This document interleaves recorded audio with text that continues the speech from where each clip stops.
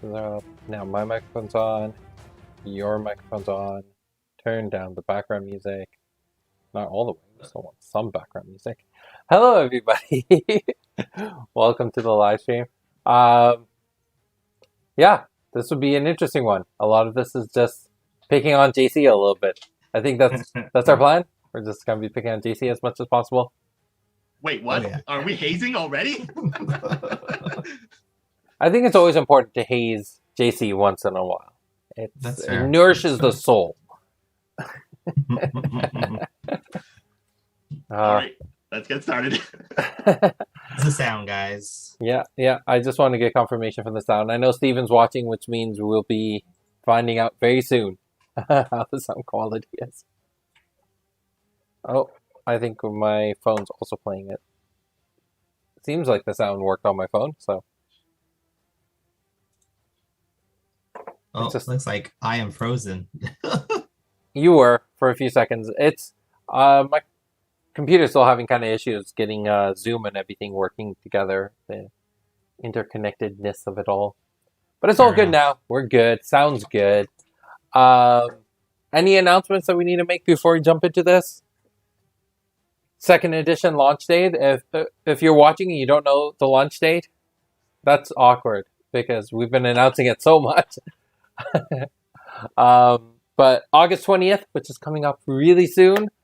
So really excited about that. Also, there's been a lot of people doing box openings. JC, Alex, both your videos are frozen on my end, but I think sound's still good. Can you hear me? Oh, Yeah, we can hear you. great. Okay. Yeah. It's funny because the moment you start talking, your video unfreezes. So let me maybe change my view. No, we're gonna just leave it. JC's a little frozen, but I think this sounds good. Have you seen any of the box openings yet? I'm gonna be honest, I've not. I Oh, think I've watched all of them except for the most recent one. yeah, Flesh and Bones just dropped his today. I know Pack Pullers have announced that they're going to be releasing theirs soon. Same with Ben Trading Cards and DM Armada. I am excited to see Red Zone Rogues. That one I haven't heard when he's going to do it. So hopefully that comes soon. But yeah, they've been really fun. It's been really cool getting that feedback. Some issues that we already knew about going into it, but just getting people's perspectives. It's going to be really cool. Yeah, I don't know how to unfreeze JC. I unfroze you. Yay! Just every now and then I need to just click on Zoom to get my computer to realize I'm using Zoom? I don't know. I'm just watching the video now where I'm absolutely frozen in time. Lag! Isn't it awesome? All right. Technology.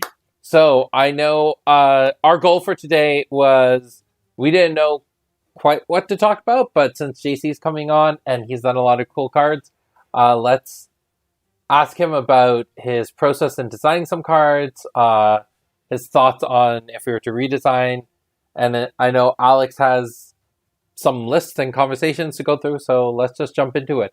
Alex, is there a card you want to start with? I don't know where you want to start. The good or the bad here, JC? So usually in the interview or the whole reformation process of anything, when you're working with someone, you always start with a good, you do a little bit bad, and then you finish with a good. All right, Let's go with that. Start with the good. The good news is I apparently love all your Thymos cards. Good. Ah, That's Solid. pretty good. Good. Pretty I'm a good. Thymos player, so Bad news is I seem to dislike any of your Axon or Bellum cards. Okay. Good news, though. Your Chaos cards, I like them.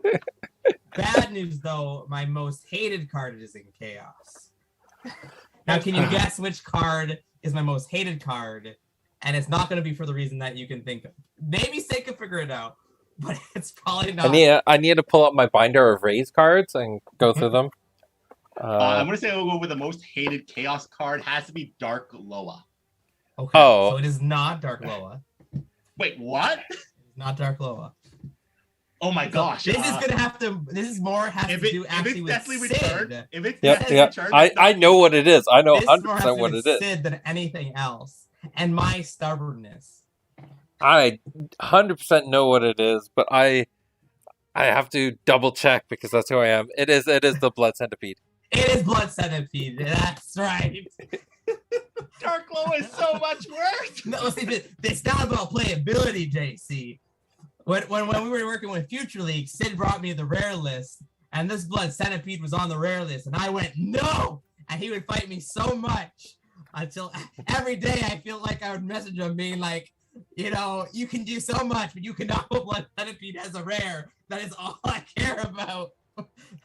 I died on that hill. May I remind you, our friends over at another company will give you a creature of sorts that has like one terrible attack and still call it a rare. It's like, nope.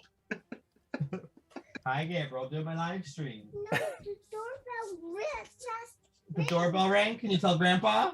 Yeah, but you want Go tell Grandpa. This is I have to be right back. The great. doorbell keeps ringing, Okay. apparently. Welcome, people, to Working From Home with Alex and Miller. Don't worry. Just before that happened, I threw Blood Centipede up on the screen. It's like I knew. So, I will let Alex kind of dig into this. Some of the thoughts in the chat for Most Hated Yamaraja. Unfortunately, Yamaraja was not one of JC's cards. That was Lionel's card. I think the general principle that Yamaraja is built on is super cool. The final execution definitely fell a little bit short. Yamaraja, though, in its factions, I would still, if I could, stack one or two to deck as an option card. Yeah. I still have option cards. There's definitely some fun play to it. And I think flavor-wise, like, for a new player getting into the game, it's definitely a really cool concept to see. I would love to see, like, a later reprint that's a little bit more playable. The other one that was in the chat is Meteorite. Meteorite's one of mine. JC did not make Meteorite. Who doesn't like Meteorite? I have just only Nick. one problem with Meteorite. The middle What's tier? your one problem? I don't have the problem. It's just the 3 tiers. That's all I have against it for an early card in the game. Other than that, Fair. Meteorite's a great card. So, the 3 tiers, actually, I was in the middle of playing Final Fantasy Dissidia? What was the fighting game that they had on the PSP? Dissidia. Yeah, so Sephiroth had the move where he could pull out a meteorite and you could charge it up and it could be multiple different levels. And if you charge it up all the way, it was this big cataclysmic thing. That's where the concept came from. That's fair. All right, so we got Blood Centipede up on screen. Alex, go and tell everyone why you hate it so much. Okay, so I don't hate it. It's fine. It is a okay card, and that's where it stands for me. It is nothing. It's fine. It's just fine. That's it. Where it drew the line was when it was a rare, and I'm like, no, this is just fine. This is not rare worthy. And then Sid would go, but it's got fire and earth resistance, and I'd go, no, I don't care. I don't care. It's got fire and earth resistance. It's just. I feel like this is less about me than more about Sid. Most of Alex's problems in life usually have to do with me. It's not anyone else. It's usually just somehow comes by me or Chris. Everything's Chris's fault. It's great. We rag on Chris so much, but he's never in these live streams. If you had to ask me, the only thing that's kind of the worst thing about Blood Centipede, if I had to look at it now from when it's getting designed, is just re-looking at the costing. If this thing was like 11 aura, this thing wouldn't be an auto include in Chaos, but it'd certainly be an option to play with that Earth and Fire resistance. It is going to survive a landslide. It is going to survive Idris throwing fireballs across the arena. Yeah. So it's going to have that bit more resilience to get in and do damage. I agree. Well, I agree with you. I do agree with the downshift in cost. I also think that we expected the element types to be much more valuable in play. They didn't come out the way we're expecting. I think this card will have a little bit more casual value as the game grows, but it will never see competitive play. This is a draft card altogether. Yeah, and that's why I said this could not be a rare. Now, Sid's tried hard. He then made a champion that got put into Future League just to make Blood Centipede playable. He did it. Did he really? That was not the purpose of making that champion. That was the purpose. That was not the purpose of making that champion. All right. Wow. All the dirty laundry is coming out now.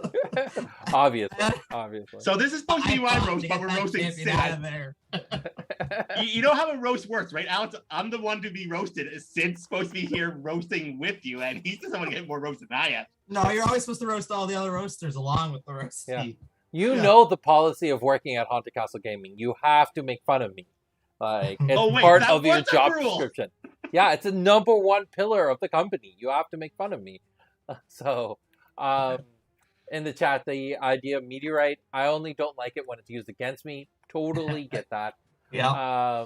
Darren says, petition to get Chris in the live stream. We were just talking about that earlier. Maybe we'll make that happen. And then just Nick, Alex uses elemental damage with fire pillars. Yeah, I think it's still the elemental concept in Genesis is so budding. And I think we won't figure it out for several more sets. I don't think fair. we'll have it anytime soon. All right. Alex, did you want to go on to a card you liked, or? Sure. I'll do a quick scan of my favorite. I think my favorite is Anguish Flame. Ooh. Yeah. I don't think Sid puts it as high a pedestal as I do, but I really enjoy Anguish Flame.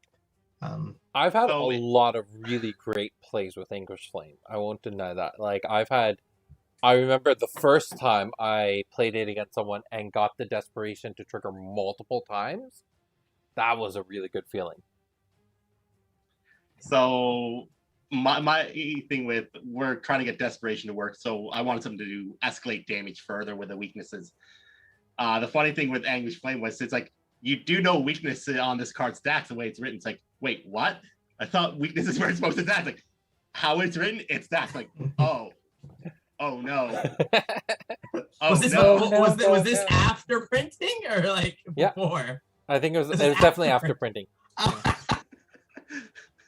Now, JC, correct me if I'm wrong. Wasn't this one of the pieces where the artist did it first and then you designed a card around it? Or was it that you designed the card and the artist made it? This was created card and then artist behind it afterwards. The one that we had first was Fire Masters Dance, was when we had art yes. for already. We'll get to Fire back that. Masters. Yeah. I actually want to note here is that I really like talking about JC's cards because I think JC's cards are some of the most polarized cards in the entire game. Is that good or bad? It's great. I think it actually shows how strong you are as a designer because it's really easy to make cards that are just universally loved. Like, look at Bolt Shot. There's not a lot of depth that goes into designing a card like that. It's also really easy to make cards that everyone hates. But it's really hard to design cards that half the people love it and half the people hate it. I think that's the ideal standard, and I think you do that really often with a lot of your cards. I take it as a compliment or Please. hey, half your cards need to be better. All right, Alex, why do you love Anguish Flame so much? That's a great question. I think it's just I play it quite a lot. And I think it's just a card that a lot of people don't play. And it has that it may be because of mistake, but because of the mistake is why I love it. It pushes that boundary and then it makes it that step above. Now, to note on the card too, it is a costly card at 18 aura. It is costly, so it is one of those cards that,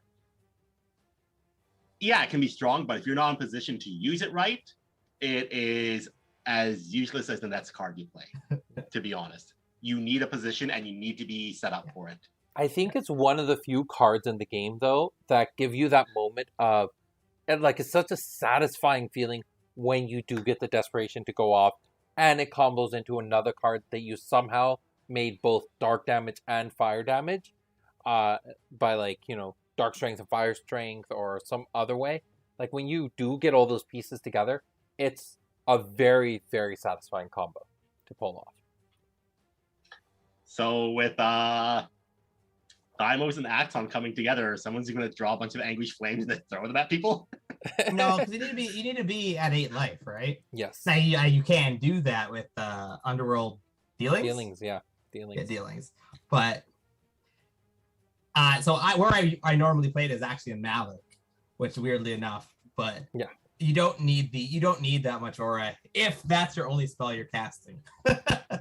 So with my Malik build, I actually ran Giant Scorpions with the Anguish Flames because you do need an opportunity to pivot on your strategy, and having just Giant Scorpions who can hit for 3, or if you have like, I don't know what all the summons are off the top of my mind, but if you have something that can lean into either that dark damage or the fire damage, that definitely helps a lot. Ryukyu Rabbit combo. Imagine just getting the Ryukyu Rabbit to hit someone for 5. Like, that would be awesome. Best 3 chi value card ever. So something I'm actually going to announce. I don't think this has been announced in a lot of places yet, but Anguish Flame is actually getting a promo version done. I'm going to see if I can throw that up on screen. But it's going to be cool because it'll be part of the European launch of Genesis that the Anguish Flame kind of makes its alternate art debut. Let's see if I'll expect mine in the mail. So Patreon members will definitely get theirs. And I always hold stuff aside for the game design team. So let's see. Yeah. So I really love this promo, and that's part of the reason why I'm stalling here to get this up on screen. It actually ties back into the Underworld Dealings artwork, which has that demon in the background with the green eyes. So Anguish Flame had red eyes, Underworld Dealings had green. It wasn't clear that there's a connection between those two, but now with this promo, you finally get to see it with the green eyes, which is super cool. All right, I'm actually going to throw it over to JC. JC, in your opinion, what is... Let's start with your highest point. Like, what's your favorite card design or anything that you've done? So my favorite's got to be a staple if you're playing Deimos Chaos with any form of summons. Lightless Tinasina. By far, yes. It is a little costly, coming in, I believe, at 27 aura. But with his resistance to damage, he can certainly hit for some heavy damage and survive some heavy attacks. Yeah, I completely agree. Let me get that up on screen for people. The thing that I was actually really surprised about Lightless is how long between Rays coming out and people starting to run those in their deck. There was I understand we're in a pandemic, people weren't playing as much, but still we're doing the tabletop simulator tournaments. We had people playing with their peers. I know Steve-O was still deck crafting. A lot of people were still playing around with their Genesis cards. And it took a while before Lightless started to actually show up in timelines. Correction, 29 aura. I said 27, so I stand corrected. Yeah, that's the part that I think really, really stands out for me. It's solid damage, and it will survive an angel. Yeah. And it will take an angel when it goes head to head, which is almost unheard of in combat. Like, we are taught as we play the game, you do not go in for a frontal attack like that. Yeah. And this thing actually can do it. Yeah. Yeah. So it's a little scary. Just a little. I think as the game builds up, we're going to see it as more and more of a threat. Especially, knowing what we know about the future of the game. But also, like, the Cult of the Bone decks are so valuable right now. And being able to stand there and be like, yeah, what's your skeleton's going to do about it? There's definitely value in that. Where Lightless might see a little downfall is as we see more and more summons have cast abilities. He will... That's true. He will suffer a little bit, but with Angels still being around as dominant as they are, Lightless will always be an option. So, Alex, did you want to say anything on Lightless? No, I agree. Lightless was on my list. It's definitely a card that, sort of what you were saying, it's only gaining momentum now, I really feel. Yeah. It's just been my perception. I've played with it. I enjoy it. Nothing else to say. It's solid. The craziest thing for me was when I walked into Heads or Tails one day and Steve was like, "Have you tried playing with Lightless yet?" And I was like, "Yeah." And he's like, "Oh, you got to check out my Lightless deck." And it was a very interesting deck, but it was just really surprising that it's been almost a year since Raze has come out, and people are just starting to build Lightless decks. Like, that's just crazy to me. It's such a powerhouse of a card. It's a bit pricey, but hey, I was playing with Primordial Forces, so like, this is definitely a good alternative to Primordial. How true. All right, JC. Now, what is the card you wish you could go back and redesign? Are you gonna give me a time machine to do this? Like, I'll go do it now if I have to. I'm gonna go with Fire Master's Dance. Ooh. This is one of my earlier designs in Genesis. This is me playing caution to the wind. And Sid, you know this very well, and I think Alex knows this through a lot of conversations. When I start feeling leery on something, I will add a gimmick to a card. So my first gimmick usually is, if I find it overpowerful or too powerful, I add Exert. Mm-hmm. And in the case of Fire Master's Dance, where I couldn't, it's like I need to add a cost because I'm afraid of the card being stacked for an immense amount of damage. Yeah. And that's what ended up happening. We end up going with the route of adding just a 5 aura to do the 1 damage to around you, which at the time, costing said that would be sufficient, but it kind of held the card back a little bit at the same time. Yeah, I completely agree. Yeah. There's so many ways now. So here's the thing. Now the Future League is growing, now that the player base is growing, I feel a lot more comfortable taking on more risk with the card design. And if you were to pitch me this now, I'd be like, we should either do it, it's free, the trigger is free and just does 1 damage, or anything you've dealt fire damage to takes 1 fire damage at the end of the round. So it's kind of like a burn effect afterwards. So my greatest fear when I was in the process of creating this card was someone taking a Fong deck, stacking like 5 or 6 of these onto her, and just going and hitting something. It's like, great, I've hit you. This next target around me is just going to take 6 damage and have fun. Yeah. Really.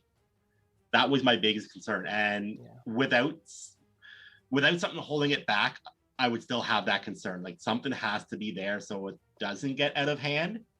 Because it could easily get out of hand. Like, I'm sorry, I would pay 40 aura, drop 5 of these on anyone who can do fire damage. Because I am now doing an additional 5 damage to something around me at all times. And it's around me. It's not in front. It's not behind. It's around. Yeah. Maybe the awareness to that needs to be changed or something. Yeah. It's a lot to think about. There is. How did this rank for you, Alex? So it wasn't on my top tier list, but I guess I do have a story because I did mention that I believed that this card wasn't good enough, and I thought it needed a small change, which is really what you're saying here. And my actual change for it was, what if it costed energy? But now that you're saying you were worried about the Fang deck, now it makes sense why. Because I was testing it with Sid, and he's like, no, can't be energy. But it would make sense if you end up switching it to energy and then you're using Fang, it still would have that issue you're worried about right now. But he was just playing it with Idris and Malik, so I never thought about it with Fang at the time. 3 damage is scary. Yeah. One of the biggest challenges when it came to designing Raze is that our Future League team for Welcome to Jalara was fairly large. There was like 8 to 10 people who were doing that, meeting on a regular basis and testing it. And then right at the end, before Welcome to Jalara launch, we brought in Alex and Steve. And then with Raze, Steve-O and a lot of that community ended up stopped being part of Future League because they didn't want the card spoiled to them before launch. And then JC, who was one of the most active members of Future League, joined the game design team. So really, the Future League went from what was fairly strong for Welcome to Jalara. It really just came down to Alex and Steven. And it was a lot to put on your shoulders. I don't remember a lot of testing. Like, we did testing for Raze, but not nearly as much as we did for Welcome to Jalara. Mhm. So Steven in chat asking, was it ever tested without the activation cost? Not internally. Again, we were much, much more cautious than we should have been with the game as a whole. And then externally, well, if it was, you would have been one of the people to do it. I'm sure you've heard of it, Sid. I've heard the same theory as well. In a game design, like can we test more premonitions? We always can. And as Futurely goes further, as we go further with how we can test cards, we'll have more ways to test more premonitions of a card. In this count here, where we put it as it was. And in design, if we put out a card that's overly powerful, it's so hard to go back. Like you just can't. I would rather have a card that's underwhelming, someone fiddle with it, Yes. than a card that's going to shatter the game at the Yeah. end of the day. So to be honest, and here's the weird thing about it, as designers, we want to do that. Like it makes more sense to print a card that would rather not see play and not have a big impact on meta compared to dropping a card that breaks meta. However, cost perspective and environmental perspective, the opposite is true, because you'd rather have a card that drops that breaks meta than you ban it and let people play with that card casually at home, or put their own like limit rules or whatever they want, and that way at least the cardboard's useful. Where if you make a card that's not played, then now you're just printing things onto cardboard and you're wasting that paper, which doesn't get used. So it's a weird kind of paradox, but I think we made the right call. It was a difficult decision to make a lot of the times, and I think at the end of the day we made the right call with a lot of that. So who wants to roast me next? All right, so I'm gonna talk about one card that you designed that I absolutely love. I play with it so much, and I think it's even redesigned the way we are approaching cards for Origins. And that's Nizu. Nizu, where? Let me pull this. Oh, the Holy Bull. Yep. The Holy Bull. I So- tried. I really did try to get more of the British slang term onto it, but Sid wouldn't go for it. So here's the thing about Nizu. It isn't the first summon that had branding as an attack, because you have the Makara that does the water branding. However, this one finally gave synergy to the Long Holy deck to create a new type of way to play with Long that we weren't seeing before. And then on top of that, it was extremely powerful when it was brought up to 7 health. You just needed to cure it once, and it was valuable straight out the get-go. And on top of that, there's so much design value add that we got from doing Nizu the way we did. So that's definitely up there as one of my favorite cards that you designed. 5 health at its chi is nothing to turn your nose at. It's almost as valuable at times. This is going to sound ludicrous, but Chrono Walker, it hits for 3 damage, it gets you out of attack, but it still has 6 health as a body. Mm-hmm. And the theory is anything above that 3 health threshold does require usually an extra attack to take it out. Nizu is going to get in there and get some damage done. Yeah. If there's another one in there, your opponent best start praying very hard. Yeah. Alex, anything on your end about Nizu? I definitely agree. One thing I'll say of Nizu versus Makara is I think Nizu at its time there's enough support cards to go with it. Yeah. There's a lot of holy attacks, stuff like that. When you look at water, there's definitely no techniques that do water damage. Hydualis Hydualis does. Yep. But then it's it's Hydualis Tsunami, and I think that's pretty much all you're really going to use. You could do the big expensive you do downpour. Downpour. That's what I was trying to think of. Downpour. Give them lightning weakness. No, you're right. The water deck did not have a finisher. I tried it so many times. And the funny part is, your water deck, your Nubia deck, is a Tsunami deck. It finishes with Tsunami. But for some reason, when you tried to combine Tsunami with Makara, it just didn't work. Yeah.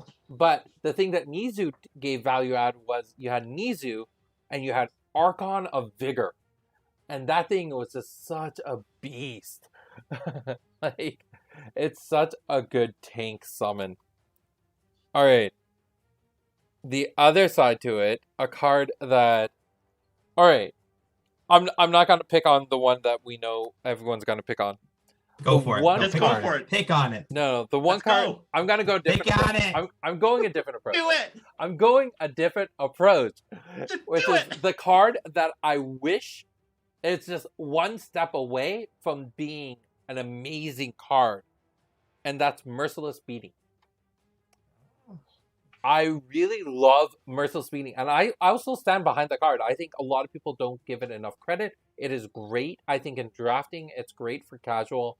I think it's just missing that one step of being very, very good and super meta relevant in a Malik deck.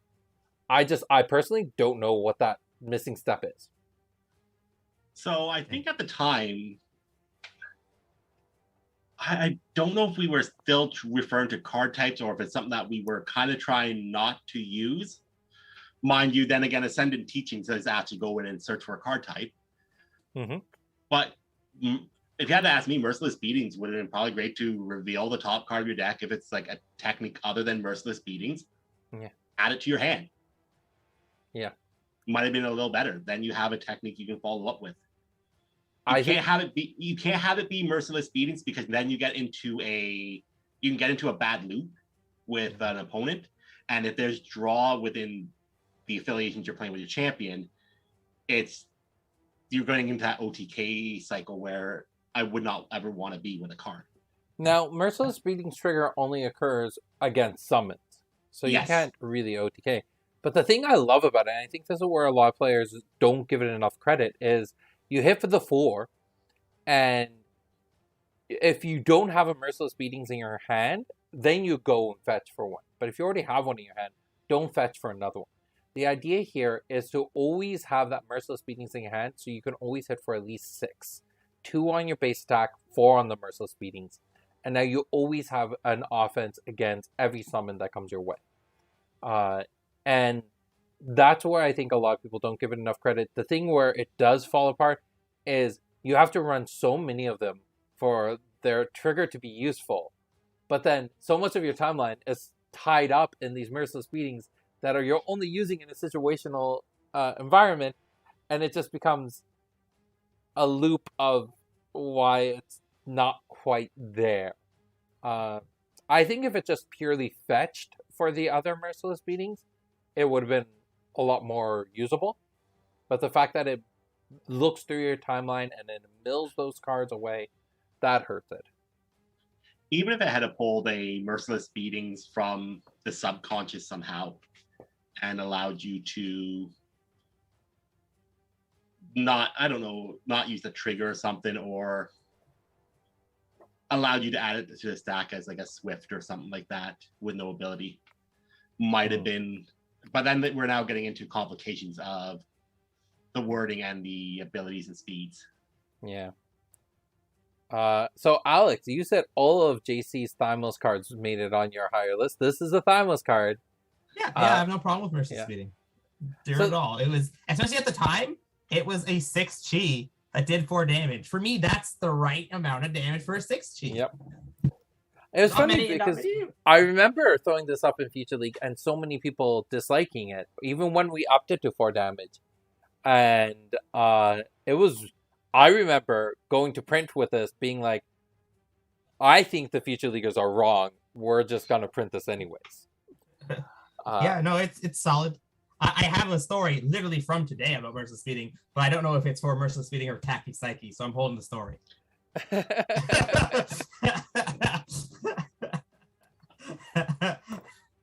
All right. Let's do it. Let's do it. It had to come up today. If we're talking about a list of all of JC's design cards, we had to at some point talk about Tacky Psyche. Because I mean, there's so many things to say about it. All right, let me throw it up on screen. Alex, tell your story. We're getting Tacky Psyche up there. So there, literally today, a newer player, deck building, built a Merciless Beating deck that its support card was Tacky Psyche. And he was asking, "Oh, how would you change this to make it better?" And, I had to talk about Tacky Psyche. I'm like, I don't know if I truly believe in the Tacky Psyche here in this deck. Well, you play the Tacky, so I should say the Tacky Psyche purpose was to take a Malicious Beatings from your hands and put it on top of your deck so you get that Malicious Beatings right Interesting. back. Interesting. But then I was like, all right, so you play Tacky Psyche, you're down one card. You have to discard a card, right? That's the cost of Tacky Psyche. Yes. So then you discard another card. And is it then you put a card from your hand on top of the deck? So now you're down 3 cards, and then the Malicious Beating you would have drawn is now the one that goes back in your hand. So you're actually down 4 cards off of this combo. I don't think it's gonna work, but you should try it out. You're a terrible person. Well, I see where they were going, and then my other response is if you don't want to draw any cards from your Tacky Psyche, from your Malicious Beating, if you may trigger, just don't do it. At the end of the day. So Tacky Psyche, the main purpose of it was, if you had to ask me in a design purpose, Nubia drawing a bunch of cards and can't play a bolt shot. So you Tacky Psyche a card so you can play a bolt shot. That's literally the thought process behind it. Yep. That or someone's what's that? Not malicious persuasion. Malfeasance. I was like, I'm gonna malfeasance you. I'll throw a 3-chi on top to like psych you out or something. That's fair. That's fair. I purely see Tacky Psyche as the card that someday someone's gonna draft it, run it, and win a game by it. And it's going to be this crazy moment because it's never happened before. And it'll go down in infamy for that one moment. But it's so hard. And like we talk about, Bellum, I think, has some of the weaker 3-chi cards. Yeah. But that still doesn't justify running Tacky Psyche. Be drafted if you're running Nubia in draft. Because when you start doing the numbers, she has half the time in that. So yes. We're going, 5 cards. She has 15 turns. The moment she uses energy, she's in trouble. So if you want to get the bolt shot in, play a Tacky Psyche. You might get the bolt shot in. Only time it's going to be useful is in the draft with Nubia. Yep. So you heard it, everyone. If you're drafting and you're playing Nubia, you got to grab yourself these Tacky Psyches. Like, you got to pull these over. Like, you open up your pack and you see Bolt Shot there, and you're like, yeah, I could grab Bolt Shot, but Bolt Shot's useless if I don't have Tacky Psyche. No. If you're drafting anyways, make sure to grab Thunderstruck while you're at it. It's a great card when you're drafting with Nubia. Alex, Just Nick is asking, should I have that card in my deck? Alex, should they run Tacky Psyche? Well, as we've just seen from JC, any Bellum deck should put Tacky Psyche in every single 3-chi slot. Yeah, obviously. So, we rag on JC a lot about this card. And so the best part is I actually had a store phone call me one time. It was one of our partners in the States. And he was like, hey, how's it going? I'm like, things are good. How's Genesis on your end? He's like, everything's good. But I had one question. What is the point of Tacky Psyche? And that was literally the purpose of his entire phone call, was just to ask me, what was the purpose of Tacky Psyche in Genesis? Wow, I nearly screwed up a partnership over one card. Huh. But all things considered, could we have turned this into a card that was a little bit more playable? I think you should just change the cost to Aura, like 2 Aura. It at least could see more play. I think the cost of discarding one card was just too high. It's really high, yeah. I agree. And after, if you just did that one change, I think the card would have found a niche home. I don't think it would have been meta level or anything like that, but it would have a very particular niche home. And I can see some people running it as a Forethought card against the Malfeasance stack if the Malfeasance deck was more rampant out there. I agree. All right. All right, what are we ragging on me next? Yeah. What's the next one on your list, Alex? Good card. Go for Lion it. Mane Rabbit. I love that card. Oh my Oh, gosh, no, I can't believe we've no. gone this long without talking about Lion Mane Rabbit. This is so many people's favorite card. Why card's does a JC meme. not like it? This card's a meme, people. Do you know what a meme is? It's a meme. It should be on the internet with text below it. That's where Lion Mane. Don't get me wrong. I love the art. It's a meme. Leave the meme alone. Well, it was It's such a good it was card. such a unique card that we ended up taking Hop off of this card and turning it into its own card. Oh. I apologize more for the Lion Mane Rabbit than a Tacky Psyche. So JC, what you're not seeing here is that a 4-chi that deals 3 damage is above the curve. That's true. That's true. That's why it's a good card. Now, not even that, and because it moves and hops, it gets into weird spots as well, and can hit angels. Can someone please put in the chat the actual quote from Monty Python? I will love you forever. So going to the chat, Stephen Penn talking about how I thought Tacky Psyche was protection against Unhinge. No, it's not. No, Because the it card, you shuffles. discard a card, then you put the card you want to save on top of your timeline, then you shuffle your thoughts back into your timeline, so that card's no longer on top anymore. So it does nothing against Unhinged except force you to discard a card. I think he's meaning Neurum. I think once they said Neurum because you could protect that Yes. one card. You can, in that case, like Hand Destruction, it can save you. I think Hand Destruction and Malfeasance, those are probably your best bets for it. There might be more of a home for it in the future, just not enough for me to justify, like, yeah, let's all just start running Tacky Psyches. Bellum Chaos Endgame, where you don't have much left in that and you don't want to draw your last card, you Tacky Psyche, do the Unhinger or Mhm. something to see if you can find something. Yeah. But it's all super, super theorized at that point. Yeah. So Steven saying, I can imagine Sid waking up at 3 a.m. because of Tacky Psyche phone call PTSD. I wake up at 3 a.m. for other issues, all right? We don't need to add Tacky Psyche to that. Just Nick asking, where's Steven? Steven's on Facebook.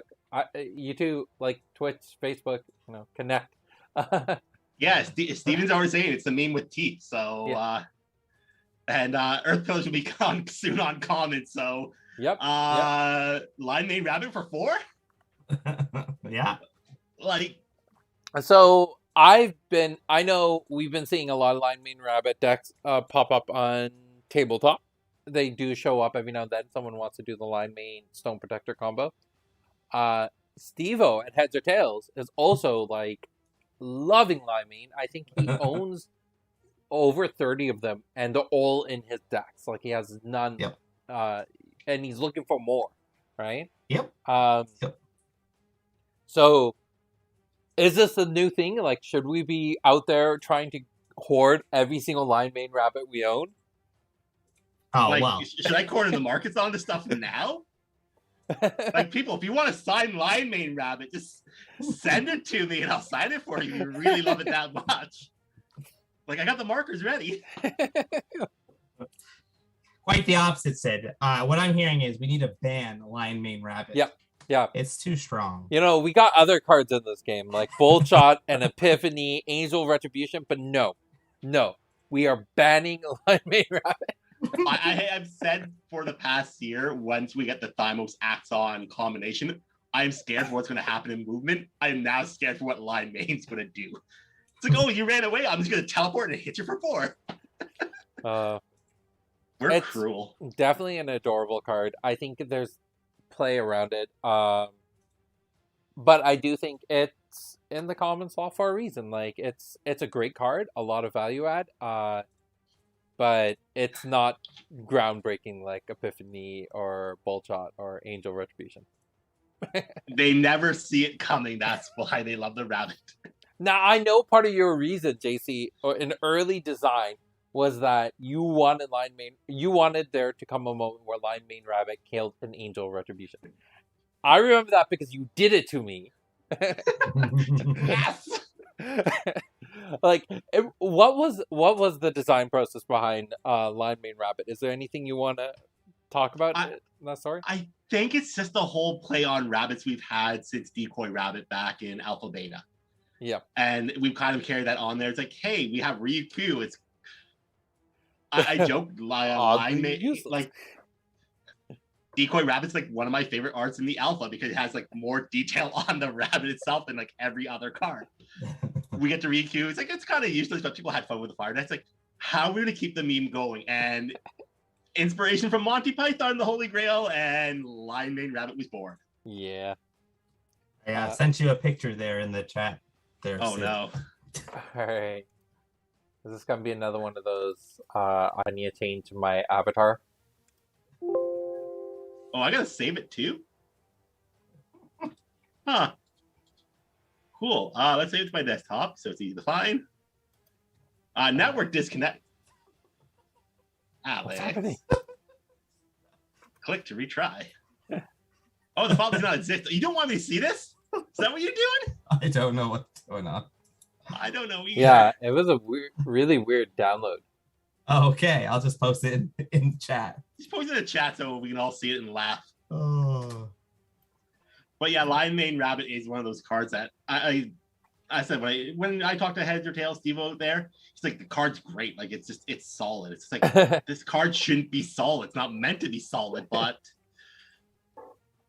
Yeah. 3 damage still at 4 chi hits and kills something. Yeah. At the end of the day. No, it's definitely a fun card. I think, and I also, from my recollection, I'm pretty sure you're the one who started, JC, I think you're the one who started the entire rabbits meme thing. Decoy Rabbit from Alpha Beta, Where is man. my decoy rabbit? I Like, thought I had it on my desk. Steve-O's mom, one of the most amazing people in the world, she knitted me a decoy rabbit and gave it to me, I think, at the championship or at Anime North. Can't remember. Yeah, I have this actual. I love it. And she made 2 of them. One that's the decoy rabbit from Beta, and one that's the decoy rabbit from Welcome to Chilara. I'm like, that's so good. And they're just the most absurd artworks. I love them. Steven saying there must be more rabbits. Yeah, I think that's a thing, isn't it? Yeah. Like Why this would is we the ongoing disappoint at meme. this point? We gotta just keep going, right? Yeah, why I give up on a good thing, right? All right, Alex, do you want to give us the next card? Sure. I couldn't post it anywhere, so I'm just posting in the Discord for the community Discord for anybody who's on there. All right, so we did Lion Mane Rabbit. We got new. So we got through Merciless Beating. So we're gonna go on to one that not many people play. It is definitely another personal Whip Smash. Whip Smash. Whip Smash. Whip Smash. That's the name of the next chapter coming out, isn't it? It is. Totally planned that. Where is this card? So this was actually one of the first artworks Mikhail did, and I just loved it. Like his ability to put, like just the details he puts in it. It was very clean. It was very well put together. So I knew that this was an artist that we need to work with forever. Just forever. Forever. So Mikhail, you're not allowed to find a new job. You must work with us forever. So when it came to the art, this was one that I had a lot of trouble finding a reference for, just with how the card interacted in the games. Like, I couldn't find something like an Indiana Jones whip or anything else. Like, Mikhail, this is like what I need. Like, the card hits and shrapnel will be hitting something else potentially. Yeah. And Mikhail just like seeing the arm, like, oh my gosh, like that's what I need. Yeah. Like, oh my gosh, it works. This needs to be the artwork that other people use in the future of reference for things like this. Like, oh, I need something that, you hit something with a whip and the shrapnel, and then grab this artwork now. And it worked. Yeah.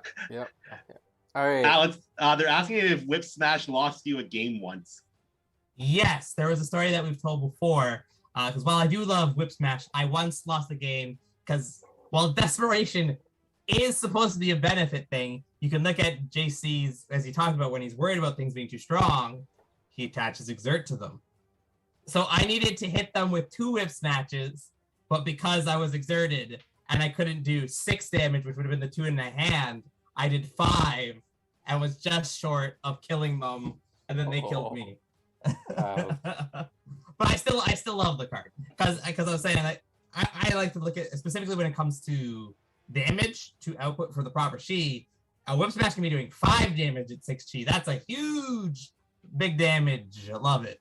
So the thing you gotta remember though too is if you're adding in that 5 damage, that extra 2 damage, you are adding insert onto it as well, which technically does increase the cost much higher.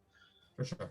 However, the ability to control where that damage is going can be very beneficial. You have that awareness as well that just furders these options you get with this card.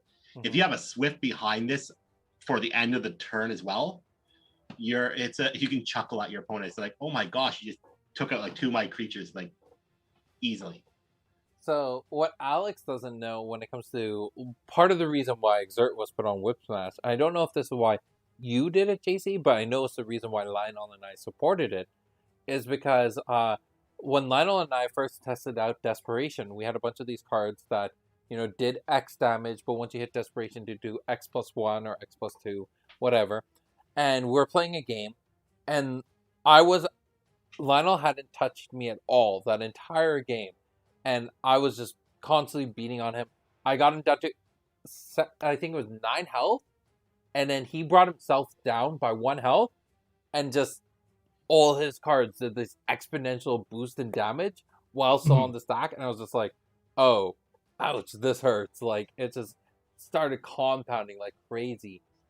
That's when we started moving away from Desperation being purely, hey, if you're in Desperation, this card does more damage. And trying to do things more like Anguish Flame, where they do something a little bit more interesting. Whip Smash stayed that way, but adding the Exert, especially on an Action Speed card, made it that we were more comfortable as designers, that we weren't pushing the tempo of the game too much. Yeah. But yeah, I love this card. I think it's really cool. And it's one of the few pieces where I think Odara really gets like the upper hand in the story piece. Right? Yeah. Like, I don't know. Odara kind of just didn't get as much love as she should have in the set. That's fair. I still like Odara. You can have fun with her. I think Odara in the story, though, like in the story that Carl's writing, Odara is really, really cool. And he did a great job with portraying her that way. But in the game, like the other artwork that I think of for Odara is Sidestep. And it's like, it didn't work out. That was unfortunate. You also have the Flame. Flame Jet. Oh, Flame Jet, yes. Yeah. That was actually, I think, the first piece Mikhail did. And that one just looks beautiful. All right, cool. Did you have another one you wanted to jump to? Engulfing Wrath. Ooh, that's Is this a like or a hate? Or this? It is not a hate. It's actually one that I've grown to like. Okay. Because of Will specifically. Will has been a big fan of Engulfing Wrath for a while, and just because he's played it a lot, I've started to see it in those places where it goes that step above. I know it's a strange one, but I've seen it do some crazy things. So do you know the design concept behind Engulfing Wrath? I do not. So Engulfing Wrath at Desperation turns to a 4-chi Fury, basically. Mm-hmm. And that was the goal for that, is to take a Fury, be able to make it to 4-chi, but using Desperation to achieve such standard. So if you want a 4-chi Fury and you want to be at 8 health, but also pay health to still play it, go Engulfing Wrath. That's the one awkward part. It really feels like, when you're in that desperation mode, you don't want to pay that life anymore. Life is just a resource. It doesn't matter if you end the game with 30 life or 1 life. It does matter if you end at 0. I'm sorry, we don't have 9 lives to protect us in this game. Just throw the reference out there, right? So then you've seen it do crazy things. I said I was going for the 4-chi Fury. I believe it's like Fury's 2 health and Yes. aura? 2 health and Yeah. energy. And energy. I think it's 2 health, 2 energy, where this is 8 aura, 1 health. So when you're just paying it for the swift 2 damage, it is pretty costly. But if you're getting it to go off with a desperation, you're actually not doing too bad at a 4-chi card. Mm-hmm. So the Just- thing a lot of people may not know is that Beta was originally supposed to have Desperation as a mechanic. A lot of cards were from Underworld Dealings to trying to think of a good list of cards. Fury, and there was another card that were all supposed to have Desperation on them. I pulled Desperation to make Beta a more simplistic set. But that was the design of why Chaos got Death Eater, Underworld Knowledge, Underworld Dealings, Fury, all these things that cost health, is because Chaos was also supposed to have Desperation as its core mechanic in Beta. Well, that was when Beta was a 300 card set. Wow. The other thing that I love about Engulfing Wrath is that it actually has a counterpart artwork, which is Divine Renewal.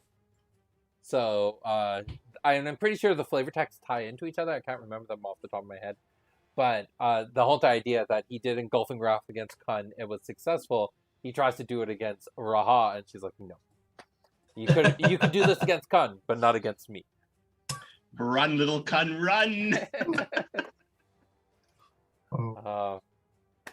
Yeah. I started giving Engulfing Wrath a lot more additional attention when I saw Will post up his redesign of the Reign OTK, and he had Engulfing Wrath in it. And I was like, that made me really curious. That was the thing that definitely sparked my attention. And I started digging into it more. I can definitely see why. It's for bang for your buck. It's not that bad. It was a 4G card. Yeah. If you haven't seen that style of deck, so the advantage of this coming in at the OTK deck, A works with Dark Brand, so now it's actually doing your 3 damage. If you're going second, your opponents usually play their summons beside them, so now you drop beside that summon, you Engulfing Wrath both the champion and the summon, taking out that spot, allowing you now your opportunity to get back in. Yeah. No, that's definitely a very solid option. All right, we got time for one more. Is there? I'm gonna give it over to JC because this is his thing. Is there one? What's a card you want us to jump to from your list? I'm not even looking at my list. Oh my gosh. Alex, what's my worst card? Let's do this. I don't know. I already went through my list. My list is done. All right. How about this, JC? Give us a card from the future. That some many years down the line we will create, JC.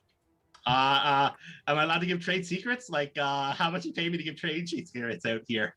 I said a card. What does that do with the card? Because it's still trade secrets. All right. I'm actually grabbing something. Give me a second here. I got one. Okay, and then I'll go into. I'm super curious about this. All right. What is up with you and the turkeys? The Nirete, and I will spoil this, but there is another turkey-esque bird in the next set, and that was also because of JC. It wasn't. It was one of your designs originally, and then it got changed. But the original intent for the card was one of yours. Oh gosh. Well, hell.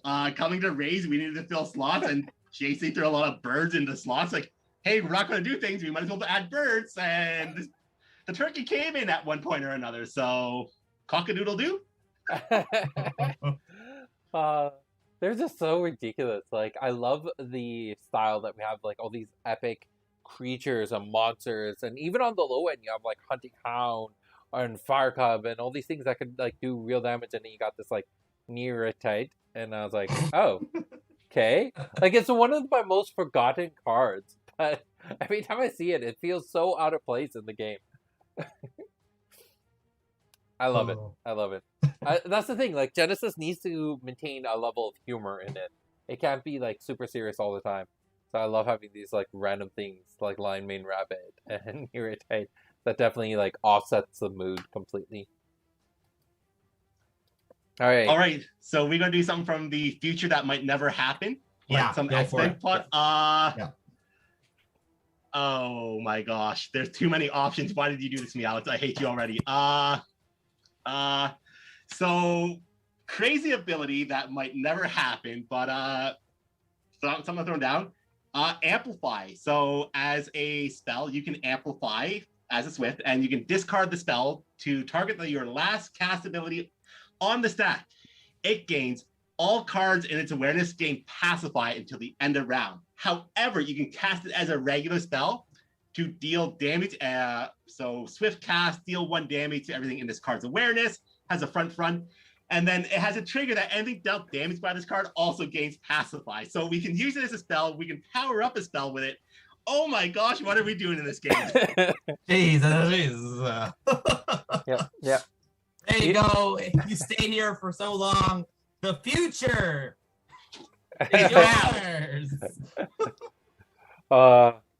It's like, what the heck just happened? You know what happens every time you pitch me a card and you start rambling a little bit like that? You know what I'm gonna be. I'm gonna be like, yo, let's scale this back. So this is the far future. This is something that would never happen in the regular world. Well, in the far future, I may not be there to tell people to scale it back. So you heard that, Alex? Let's get it going now. All right, I'm gonna flip over to the closing screen. I have to first apologize to the Patreon members. I haven't had a chance to update the closing screen yet. I know, I was supposed to, but I will get to it hopefully soon. I'll add it on my to-do list.